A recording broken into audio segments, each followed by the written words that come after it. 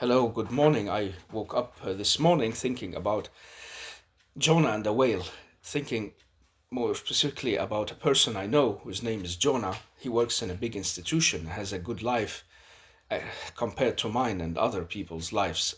And I couldn't see that this Jonah was swallowed by any whales. And then I suddenly got a flash of insight in my head, thinking maybe he is swallowed by the whale, by that same institution where he found his status and good merits and the easy, cozy life. Because psychologists and philosophers and religious prophets, religious books, a lot of mythology as well, tells us that the journey of life is also a journey of dwelling on the deeper layer of who we are and finding ourselves in the realm of this world, in the game of living. We have to at one point or another try to look inward and become who we are, become at one with ourselves, take control of it, but also understand it and become aware from the unawareness that we are living. And in that sense, when I look at this person I know called Jonas, he is a Scandinavian, and I've met him for several times. He works in a big, very fine institution, good salary. He's a chief head of a section in that place. His parents are well educated, and his father had the same education, so that was a great, what can you say, ladder or step for him to also grow into that kind of understanding and professionalism that he has with him.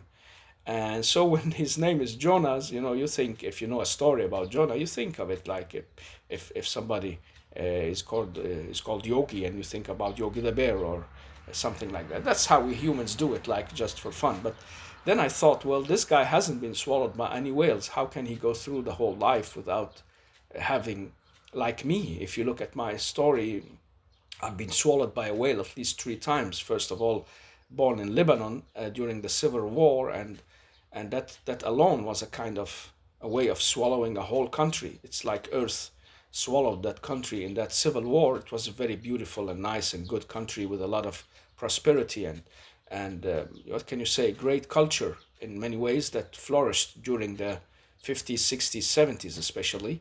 And then it was swallowed all by the conflicts around it in the Middle East. I was born in that late in early period of the middle of the Lebanon civil war. Then we got shipped as refugees in the late 80s to Scandinavia. And for me, it was a safe haven, of course, as a kid. It was a way of getting out of the, the stomach of the whale.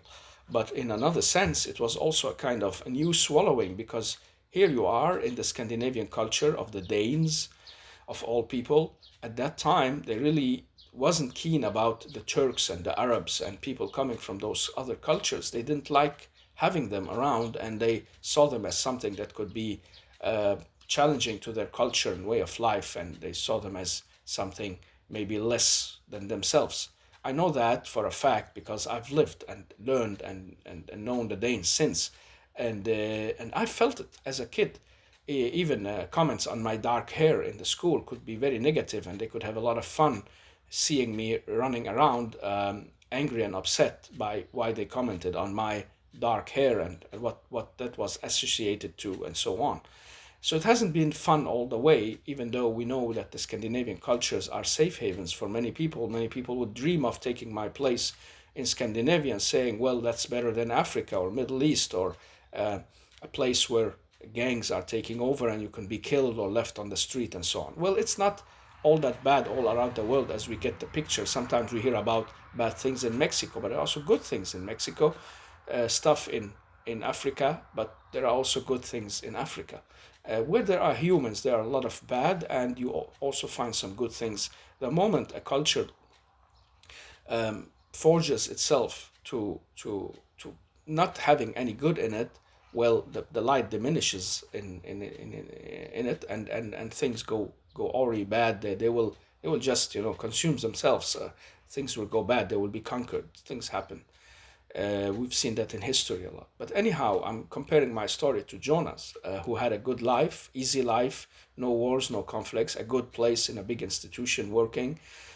salary to a wife and 2 kids, and a clever guy. And I like speaking to him. I think we have a kind of bondage. But then I compared him to the story of Jonah and the whale. So what is this story? This story is known by many people. I'm not gonna tell a story that's known, but why not repeat some of it? It's a prophet from the Old Testament, like a guy who speaks God's name or God's words.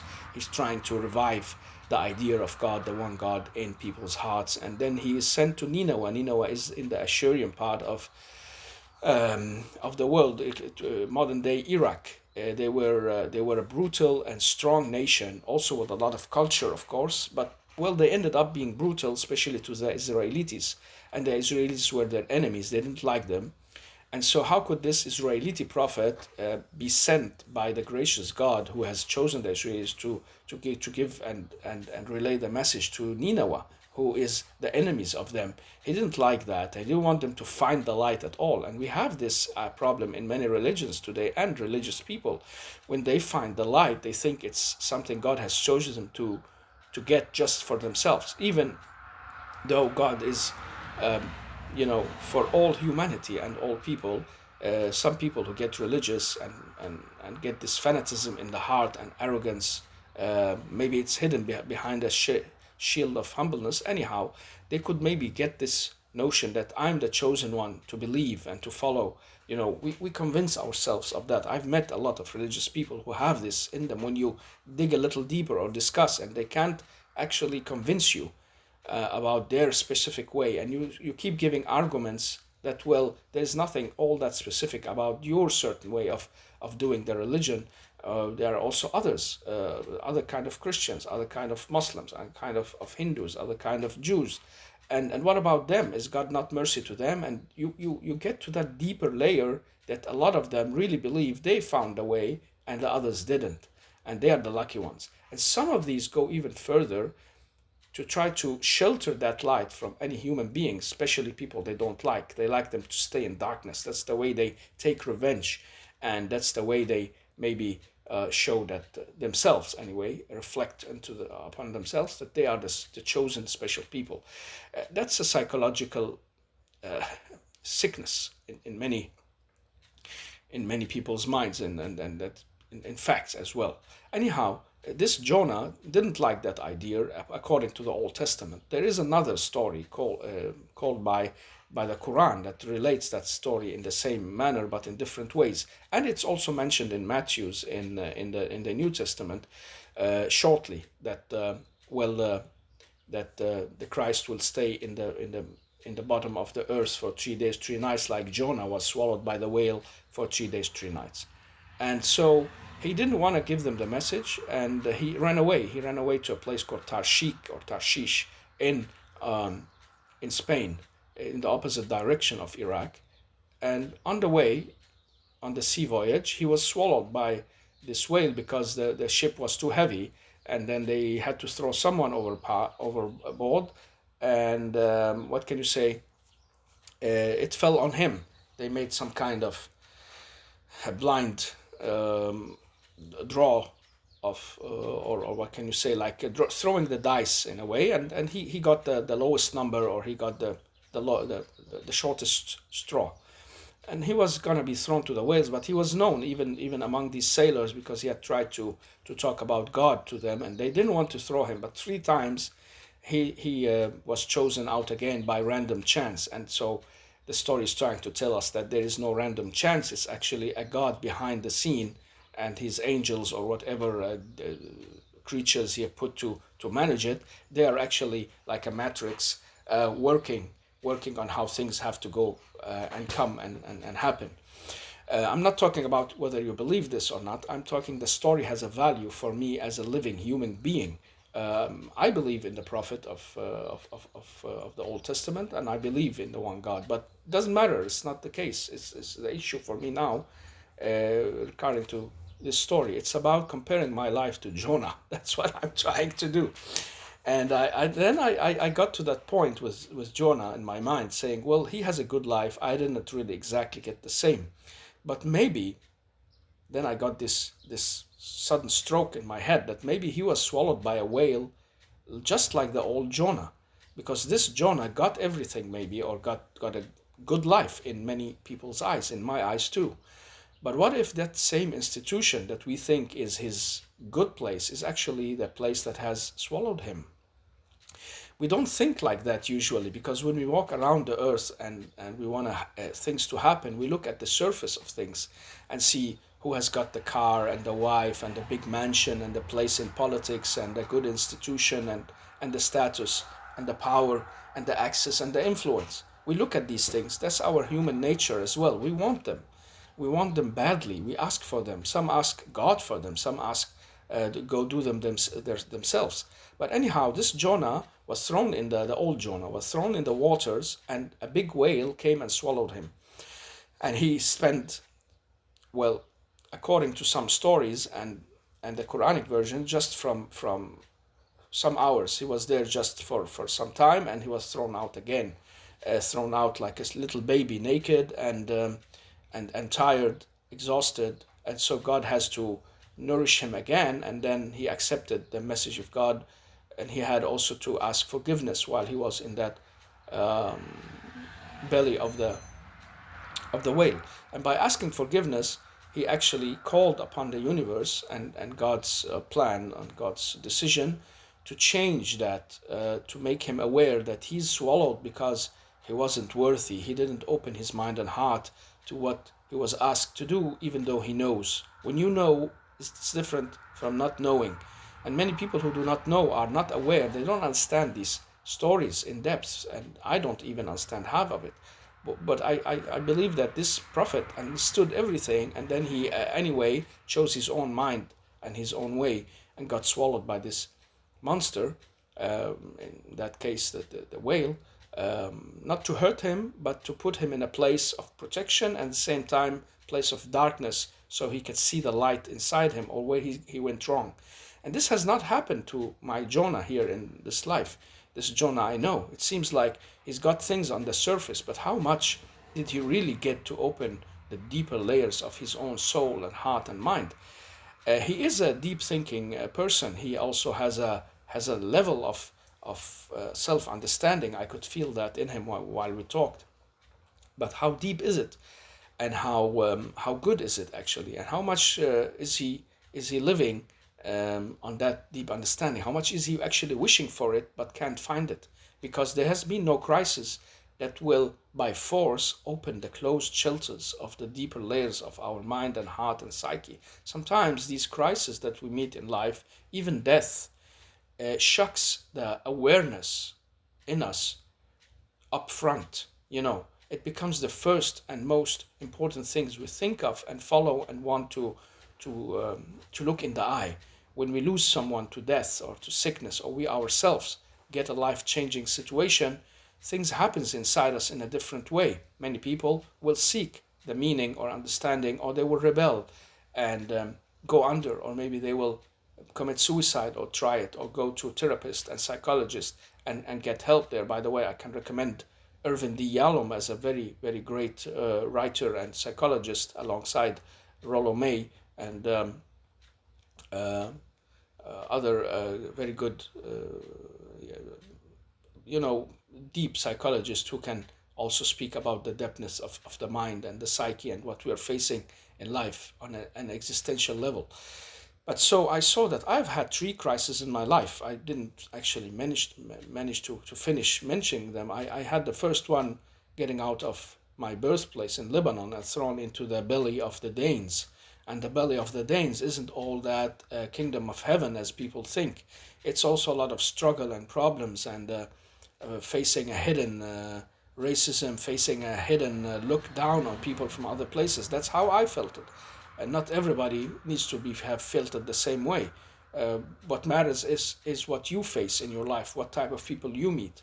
But compared to other places, it's okay. It's like the whale swallowing me, but not eating me, not crushing my bones. But it was in many ways a painful experience. And then later on, when I got a grown up, I found a safe haven in my way of life, of religion and philosophy. But then I got thrown into another belly once more because of the conflict that arose on a cultural level between the Muslim minority and a Danish majority who wanted to use the freedom of expression in a negative way, saying negative things about the main figure of the Muslim religion, and that was maybe a trigger of dialogue or conflict, as usual. These events happen to trigger a dialogue, an understanding, integration, a new integration where both parts moves, or it triggers a dialogue, sorry, a conflict that gets to a standstill. And I got into, by a bit of coincidence in a way, got into the very heart and face of all that. And then that was my second time. I felt I got swallowed by a big whale in a way. And still, I was looking outward, looking to what's happening around me, and not really dwelling on what my problem is inside me, inside myself as a person, an individual. My third time was directly after that, a few years after, where everything was closed. I was like shut out of everything and every people. It was, I call it a hard destiny, a tragedy in many ways, a very very painful one. And I got swallowed by the Greenlandic ice cap. I worked there as a teacher. I was lucky to find a place and a little space to be, but it was also kind of a belly of a whale to get swallowed in that dark place, and those people up there who are suffering also psychologically, mentally, and socially. It wasn't really the safe haven for me. It wasn't the nice and good place that you would dream of getting to. But where is on this earth anymore? Uh, have we left anything left? Have we humans left any place left without making it a place of suffering?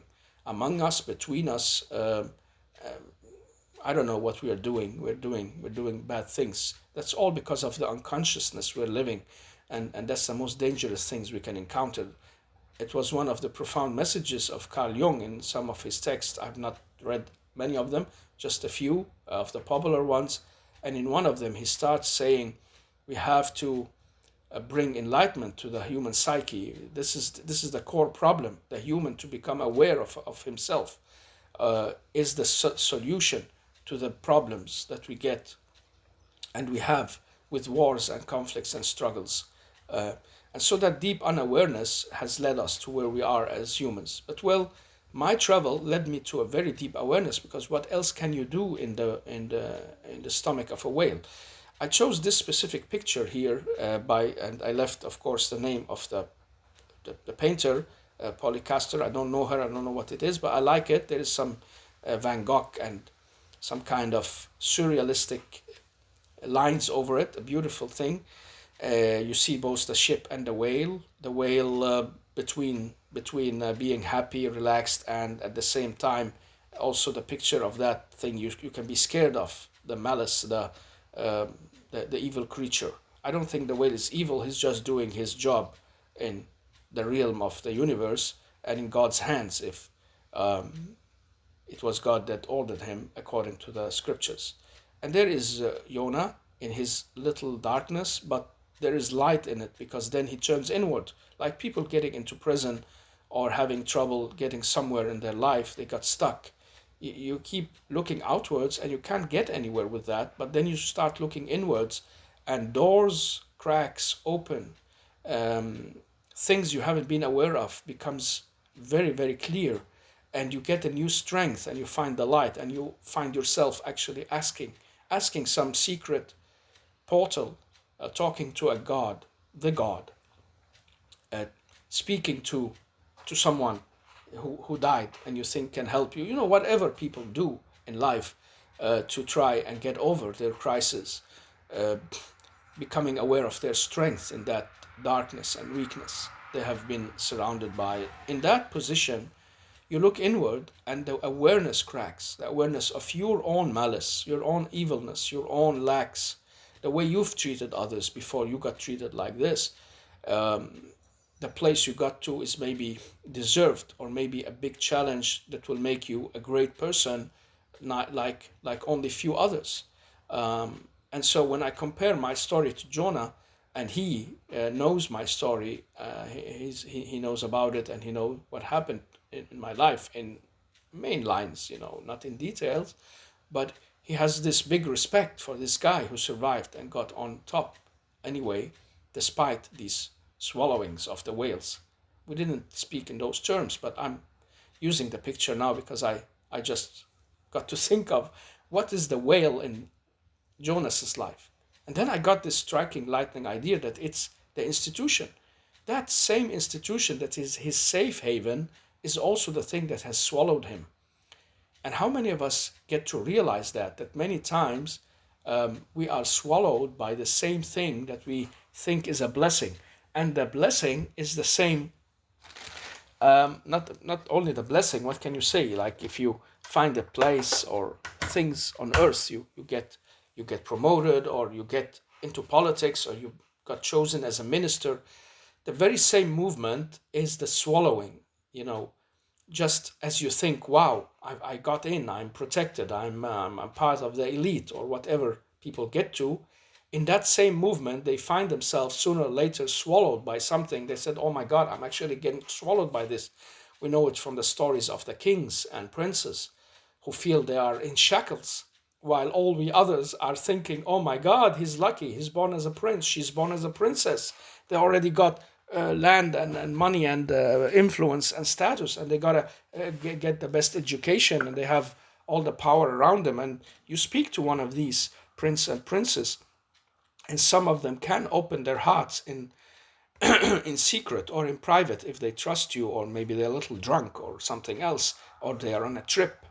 And especially if they're anonymous, give the man a mask and he will tell you who he is. And this is what happens to these people. They will speak. They will tell you, I'm in shackles. I don't like it. I don't like the responsibility.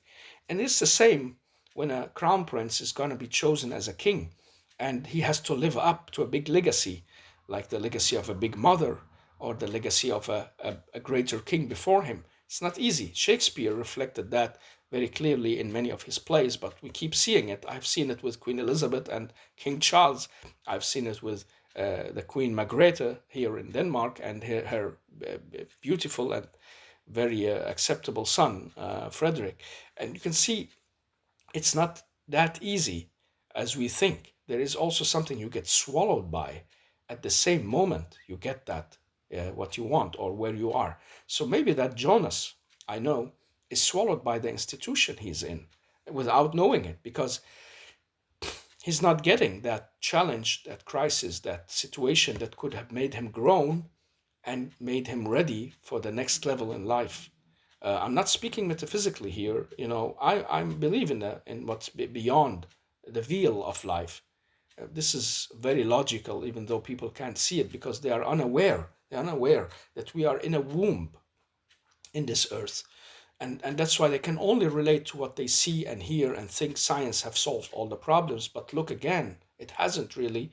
It's just brought us a new set of problems, a new set of darkness, veils we have to look beyond. That's good. I love science and I follow and support the scientific steps, not those fantasyful, religious, metaphysical group of people who don't want us to look into science or who want us to believe in fantasies.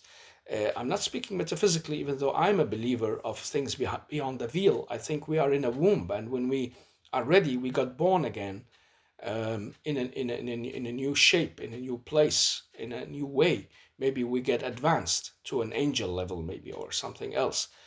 Or maybe we get degraded because we have not been good.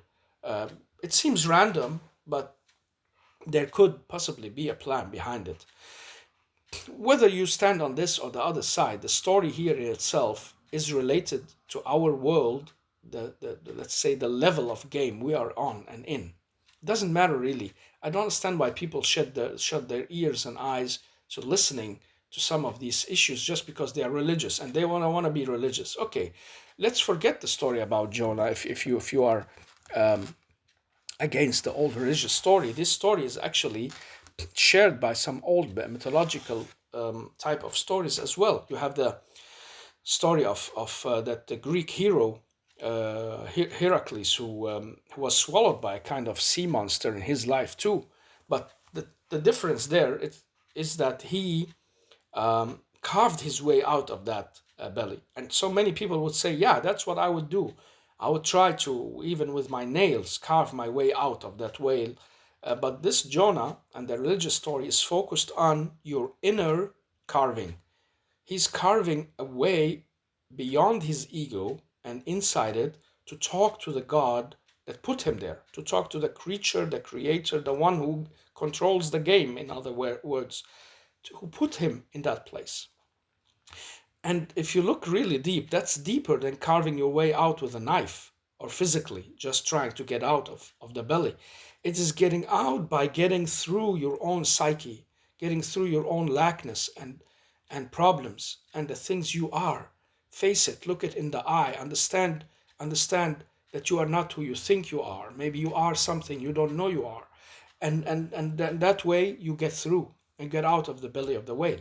So that's deeper. And that's why these big religions have stayed on top of the world, affecting people, because they have these deeper pockets of meanings mythologically. But if you don't want to follow that story because you're an atheist or you're somebody who don't like these old metaphysical stories, well, there are the myths. You can't say the myths are not useful. You don't need to believe in them, but you can believe in the effect or whatever uh, uh, is related to your life. So this guy Heracles was going to save a princess. I can't remember the name now, but anyhow, he wanted to save her, and he got swallowed by a big sea monster, the, the the big yeah, big sea monster, and he carved his way out. There's also Apollo, who made himself a dolphin to guide people on the sea to create the city of Delphi, and you have Orion, who also was actually in a way thrown into waters by some, yeah, some what can you say, some pirates at his time, and then a dolphin was moved by his chanting and his poetry, and guided him. And so it's about being thrown into a deep sea that can kill you, that can take you away, that can make you vanish, but you don't vanish. Now, if you look even deeper, is that good or bad? Because many of us think, oh my God, what a horror, I'm born into this life. I know we try not to look at it that way and try to see, oh, the beautiful bird, all the nice tree, we romanticize the world around us so we can carry on living in it, so we can try to be in it. We call it destiny. We say, well, this is what I got, this is what I'm born into, this is the steps I'm gonna take, that's what's gonna happen. Many people very quickly get to that level of understanding, that kind of realism, and they get to know, take what you can get, leave whatever is not in your interest, and just go around um, on the surface of the world, being who you are as a physical person, and let your ego get big, and whatever you get, take. If you can't take it, well, you have to be punished under the weight of somebody else taking, and you will be a slave, you'll be a worker, you'll be somebody who's not nothing, has nothing, and can do nothing. And these people have seen through the situation of the world, even though they can't express it in maybe poetry or philosophy or good words.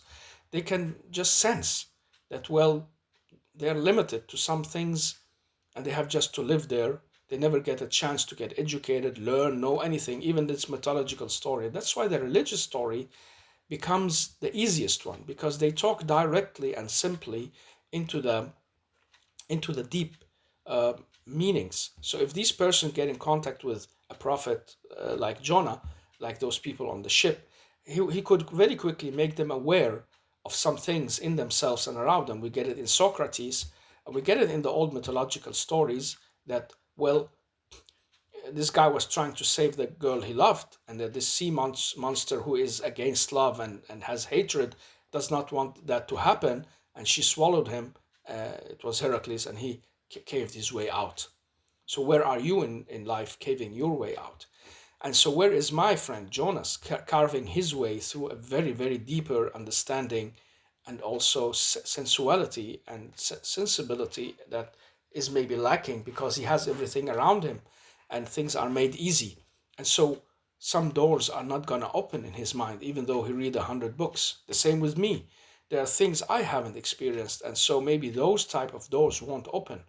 Others would say, luckily for that guy or for you, that you don't see the horrors that others has seen, and big psychological problems they are carrying with them in their minds all the time.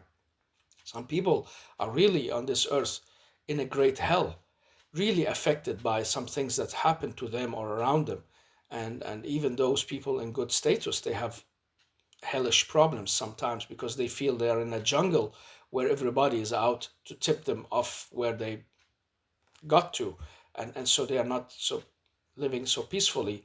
So if you compare Jonah to me, you could say Jonah had got the upper hand, and I got the lower hand of suffering and pain and loneliness and strange culture and another stranger culture and people whom I do not relate to, far, far away from the hands of my beautiful and lovable grandma and her home and the smells that's there. You know how it is as human.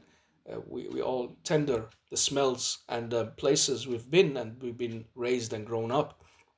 I lost that. I got swallowed by this whale and swallowed again and again, and maybe I'm gonna be swallowed soon once more. Um, why? And every time I try to look outwards, well, I get to hate somebody because, well, it's his fault. If he didn't do that, I could have been somewhere else. If these people didn't hate me back, I would have carved my way.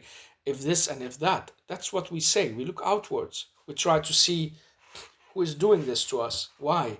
Who is blocking our way from getting on another line? Why can't I just move to this and that country? Why do that guy who has billions not share with me, who has had a story of life that um, that's maybe you know deserving? That's what we think. But maybe, and with time I learned it, to look inwards. What am I lacking to be deserving? What is it, the God, if you believe, the universe, the power of the gamer who's controlling us, the level we are in, the womb we are stuck to? What is it we are lacking to get out of this level or to get past it or to get what we want, to get to the place of grace and shelter? What is it we are lacking deeply? This doesn't happen to many people. It happens to few individuals that they can go deeper and deeper. And some people they go challenging themselves. We know stories about these people. I know stories of some Scandinavians who there's one guy, he's a doctor, he went to the Far East and left everything. A rich man, a big profession, known person. He didn't want it all. He wanted to carve his way into the deeper meaning of life by starting like over or starting from very small terms, and he wanted to meet other type of people than his own. He didn't like their manners, their values, and all that. Speaking Scandinavians that everybody want to get to and find a safe haven of money and peacefulness in it. But under the surface, maybe it's not that peaceful.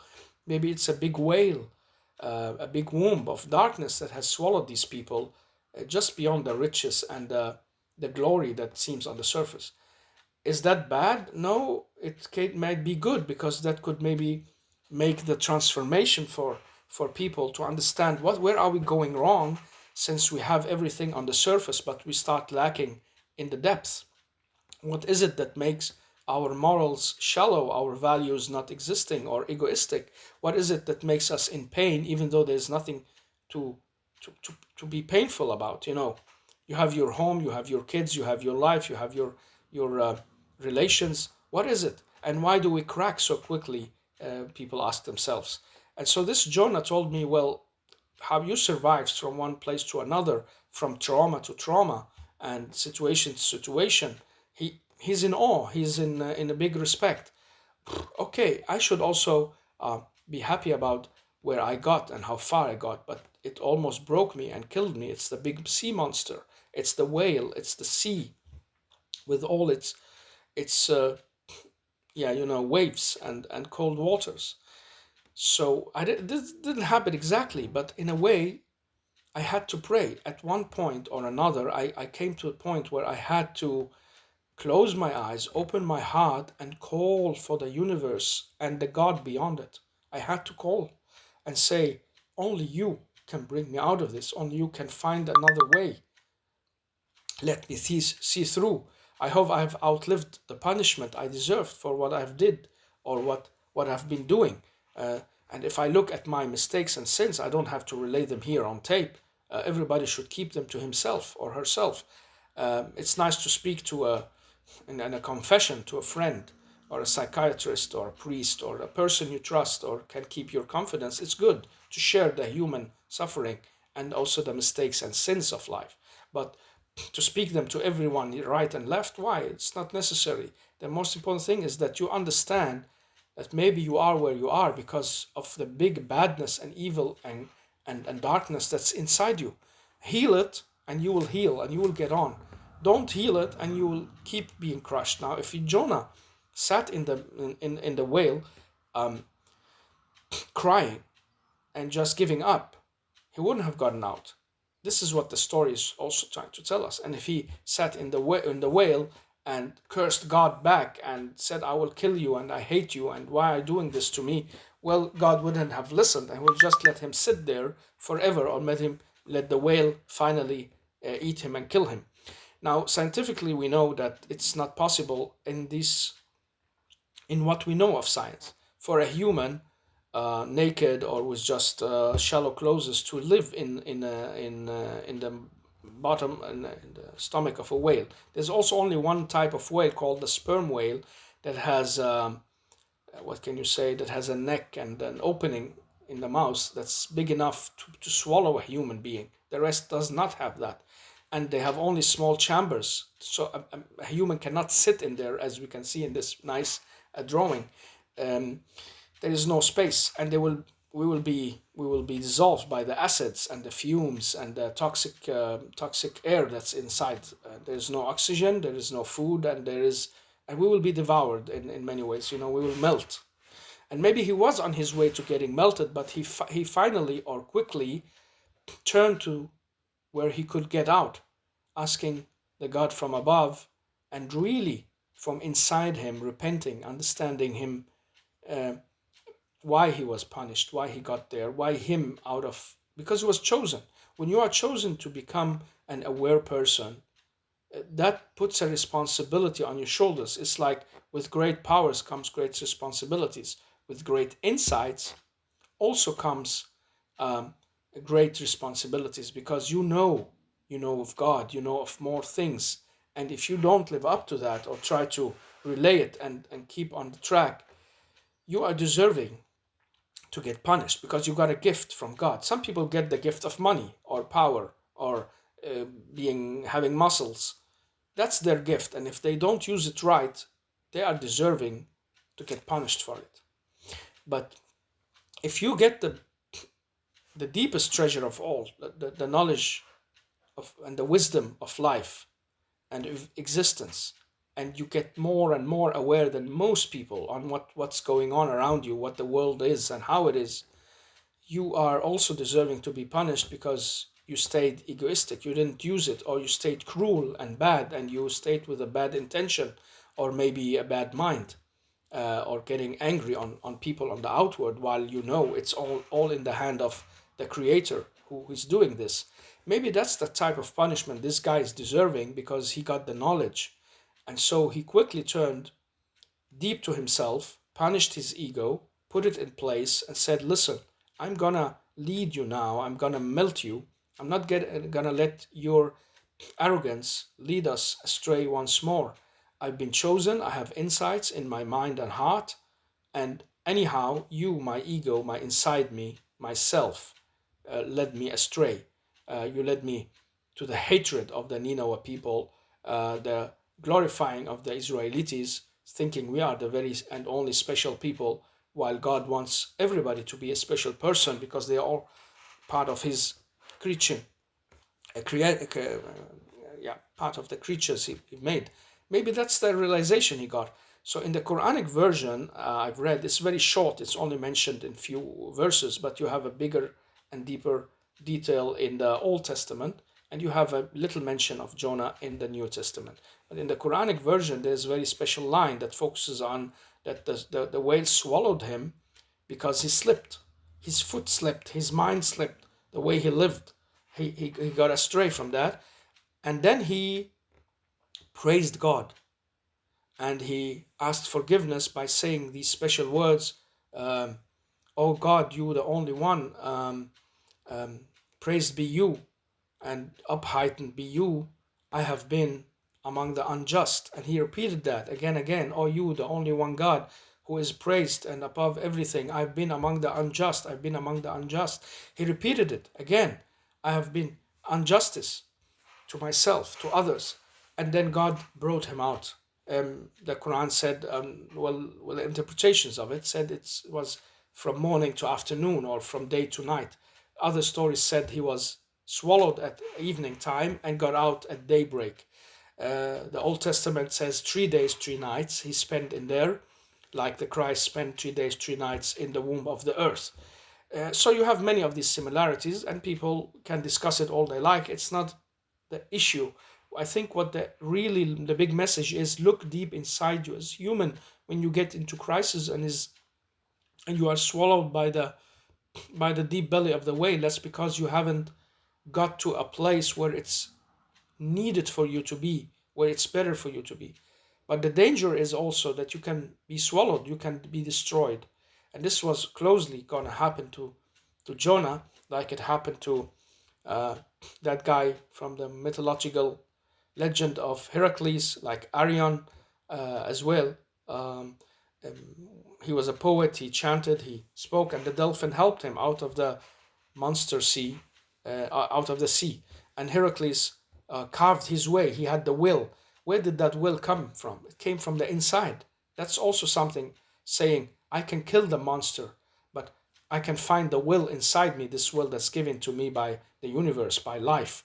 I can break through and find the light again. I will not just sit and accept being devoured. I will keep fighting. I will be even more ferocious in doing so. So it's all about enticing the inner will. Look into yourself, introspection, find your lackings, understand why you're there, take the lessons, the feeling of pain and joy. You know, I've had many beautiful moments despite all these swallowings. Maybe I've had more intense moments. We all know the situation where we stand face to face with death, or we know of people who have been very close to getting killed or facing death. What happens to these people is the moment after becomes very intense. The feeling of being alive becomes double. That's why you see some people who has very cool and clear and easy life, they go and try to challenge themselves by trying to become um, or to put themselves in situations so they can become more alive. They do it on purpose. You know, people climbing mountains or throwing themselves off a cliff and flying in the air. It's because they want that sense of not only adrenaline pushing, but the deep feeling of being really alive. So when they land and go and sit in the cafe, they feel so much alive. They appreciate the moment as if there was none other. And I've had these moments. Maybe Jonah from the institution there didn't have them. He goes and comes and goes and comes, and the layers of his mind becomes adjusted to things are all peaceful and they're never gonna change, and there's nothing that's gonna shake me out of my middle way of this kind of layer of happiness and easiness. But what is he missing out on? I don't know. I can't get into his psyche to feel what he's feeling. Maybe we can in the future when science allows us to maybe tap in another human's minds and psyche. But today I can only imagine that he imagines how much I'm alive. And I imagine that I am much more alive than many other people. I've had great moments on that Arctic ice cap in Greenland, also with people, because when you finally find a friend or two, these friends are not friends. They become soulmates. They become something much deeper. The moment you are with them is something different. The first time you find yourself in that safe haven, let's say of Scandinavia after the war, and you got out of the clutches of the militias and the problems of the neighboring countries of the dictatorship wanna devour and swallow the country, the corruption and the problems, you find the peacefulness in like a place like Denmark or Norway or Sweden, Netherlands, whatever these places known for the peace and order. Um, you find it much deeper. And if you talk to a native, they can't even feel it the same way. Maybe they have forgotten all about that. What they got is actually not granted. It's something of a blessing, you know, to have generation after generation living relatively peaceful. No wars, no bombs, no nothing. And even the Second World War went quickly over for the Scandinavians if you compare it to other European nations and nations around the world. And they don't really realize. So when I talk to some of the people, I say you have to really appreciate what you got and what you have of society and life. They say, yeah, we're trying. And when they hear our stories and they know how much it is of a difference to get to this safe haven, they feel the difference and they feel that we really feel it. But we also forget it and then we get punished. And so many people who came to these countries and waged havoc and did bad things. Well, now, I was accused of doing bad things, but I didn't. I was actually trying to build a bridge between the political minds of the Danes that wanted to suppress the minority with some kind of a way of using freedom of expression just to say we can do whatever we like, we can spit on you, we can step on you, doesn't matter, you have to accept it. And between that minority that's upset, not to react in a violent manner. That was my goal, my intention, what I was trying to do alongside others. And it all failed, and I got swallowed out of everybody. That's the tragedy of a hero. Uh, I've always dreamt of being a hero. I've watched hero series since I was a kid, and so maybe I fulfilled my destiny of being a tragic hero who doesn't get listened to or understood, or maybe really, what can you say, appreciated.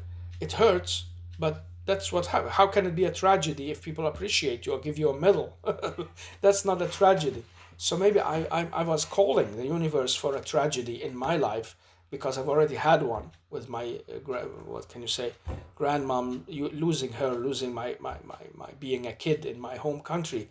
And then once again on the ice cap, I wanted to get out of all that tragedy and just find a mediocre life like Jonas in an institution, money coming every month. I do my job, I go home, I get advanced. Don't think too deeply, don't feel too deeply, don't relate too much. Take it easy, live on that level of the surface. Jonah is not that shallow, you know. I can feel he has a depth, but maybe he didn't just have the challenges that made him go to that deeper waters or maybe that stranger waters. And why would he need that? Now if you ask me, would you like to go to where Jonas is? I said, no, no, no, leave him there. Do you wanna go on that ice cap island? Say no, leave it to its own tragedy. But I was thrown there, what can you do? Outcast, cast away, Robinson Crusoe and all these stories that is being told around us. um, you're thrown there, what can you do other than look into deep into yourself and heal and maybe get stronger out of it or die in the process trying. That was a little of the reflections I just got like lightning when I woke up today thinking about Jonas, the name of Jonas and the whale. That guy didn't get into the womb of the whale, and then I found that he maybe is swallowed by a big dark whale without knowing it because he's never gonna get to those levels of insights, and 100,000 of other people are not gonna get to the level of insights they would have gotten to if more things happened around them. But all of us get to somewhere. This is what I'm also trying to say, because the world is built on crisis and conflicts.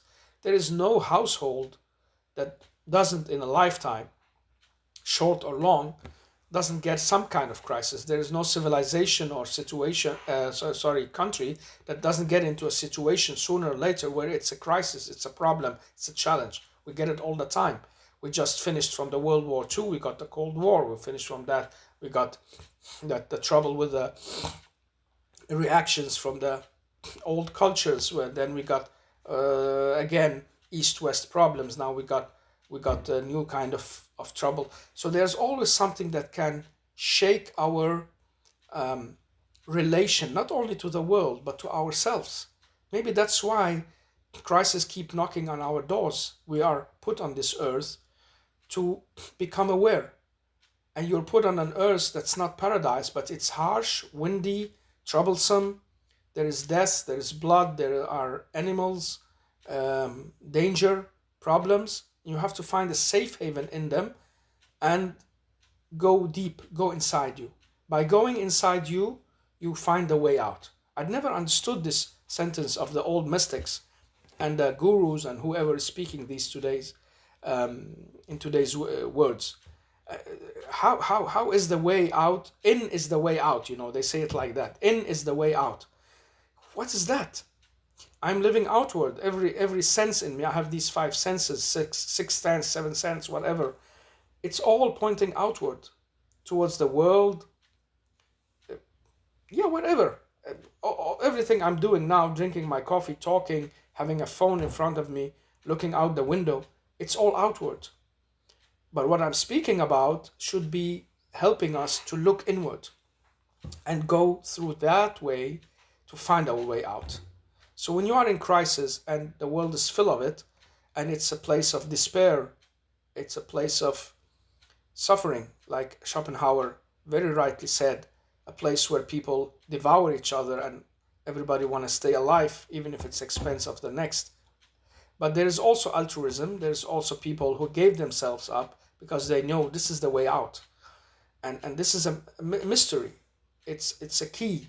The key of love, the key of altruism, the key of being good despite everything calling you to be evil and bad. And in my understanding of the story of life, that's the big challenge that God gave, that Satan or devil or the creature that challenged him, challenged the God.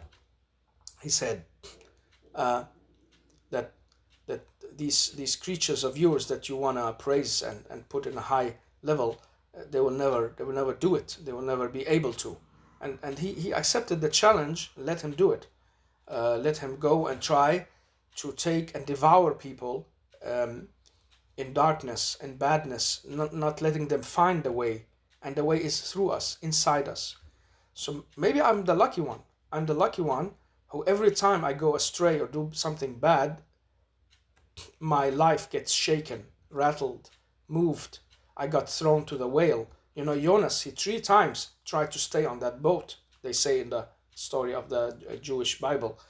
We know these stories are written later. It's never the whole detailed true story. We know that from criticism of the Bible and of the holy books that there are some things missing. There are some things written later by scholars, some things edited, different kind of pens. Doesn't matter for me now in this discussion. Could matter in another discussion. But anyhow, from that story we know that he 3 times tried to stay on the boat and failed. He got thrown out because he had to be thrown out to find the way. And so wherever you run, however you try to run, you can't. You get faced by it. You see how crisis can change people. I've seen people change towards humbleness, goodness, or just, what can you say, resignation, if not nothing else, by a big crisis, illness, sickness. The shock itself is awakening. I know we don't like to think it that way. We just like to think of, oh, he got sick, oh, he got cancer, oh, this guy's dying, oh, she's leaving us, oh, she was killed in an accident. Of course we will cry. What would I do if it happens to me? I would cry deeply. I would be in despair. I won't be controlling my feelings. I'm not saying that people shouldn't do that or can't do anything else. What this is about is that we get shocked all the time by some external force. And so what if this world is just a place for that? Because we're never going to become the ones we are. The part of the godly spirit that we have in us, unless we get shaken time by time. And whenever a person is ready, they're either taken away or given a big grace and tranquility so they don't need to speak to people anymore. They will live in it. They will get the money, the peacefulness, the good friends. There are people right now among us living like that.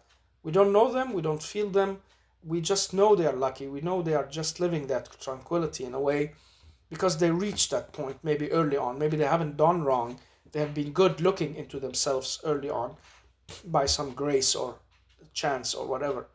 And crisis never hit them or very seldom hit them, while others are hit very hard by crisis because of their doings, because of breaking the universal laws around us. I believe in the universal laws that it's like with the physics. We have the universal laws, but they can be broken, and the one who created them can break them anytime. This is the idea of the miracles of the religions. When people doesn't understand how a whale can swallow a man and God asks him to put him out again. Well, this is because the one who created these laws and the whale and the sea and the man has broken them, has made an exception to the rule by his PlayStation console, by his programming, whatever. I don't know whatever kind of knowledge that creator has, but it's possible. Anyone who creates something can break the law, can put a back door or make a virus or make things happen in a different way, even if it's a seldom things that happen. Everything is possible, and that's what you get shaken to believe. It's easy to be just, oh, there's nothing around me, but when you get shaken, you cannot other thing but looking deep into yourself and the world and saying, what's beyond it? Why me? Why did this happen? How I'm gonna manage it? And I've also seen people go very arrogant when they get swollen by a whale of sickness, illness, losing their money, position, falsely accused. A lot of things happen all the time. We get shaken, we get rattled, and we go into despair. We start hating ourselves, people. We want to punish everyone. I've been there. I've been on that level. I can't even say I left it yet, because sometimes I get very angry on when I get in pain, and I feel if just people could have been gentler or lend me a good hand, I would have managed better than this. But how much have I lent a good hand to others? And maybe I'm deserving not to get a good hand, because otherwise I wouldn't have found the strength in myself. I would have died during the process. Well, that means you weren't deserving of getting on. You should start over, or you will get a new chance. This is the deep meaning I'm getting out of the story. So my friend Jonah has maybe already passed that level in an earlier stage, or maybe he never got to it, and he's gonna get stuck in that belly of his institution, while I'm growing and getting deeper insights and knowledge and understanding in a way he will never get staying where he is. He has to sacrifice it, live dangerously, go do things that he never thought he would do, and find that deeper meaning in himself to go and do it. If you want that particular part I just spoke about, you can get that from a story by Irving D. Yalom called When Nietzsche Wept. And that's also part of my inspiration to cobble this to the story of the whale that we know. Yeah, I don't know. Maybe someday someone would get some benefit out of this. I know nobody listens to what I put out there, and I love that because it makes me free to say what I want, not what people want to hear. And it makes me free from the challenge of having the focus on me. But I know the future could break a big difference for some persons. Sometimes you don't have to speak to the masses. We don't need to have a million followers to feel that we're doing something. It's just maybe that one person or 10 persons who get this message, understand it, carry on the torch, passing on the light to them so they can dig deeper, and maybe they will express it much better and much deeper than I'm doing, or maybe it will be transforming for their lives. This is all that's important to me. Goodbye.